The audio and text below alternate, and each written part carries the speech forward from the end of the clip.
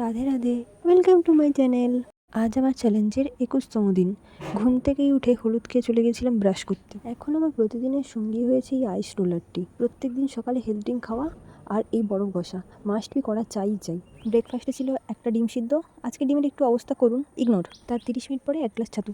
Bit কেটে কিছুক্ষণ ভিজিয়ে রাখার পরে যে রসটি বেরিয়েছে ওটি এবারে আমি ফেস রোলারে হিসেবে কাজ করব। হেলথ ড্রিঙ্কটা শেষ হয়ে গেছে, তাই হেলথ ড্রিঙ্কটা বানাবো। এবারে শুধু গাজরটা অ্যাড করেছি। পেস্ট করার পরে আলাদা করে তাকে আবার ছেঁকে নেব, ছেঁকে রসটা বার করে নেব। এবার এটাকে ফ্রিজে স্টোর করে নেব।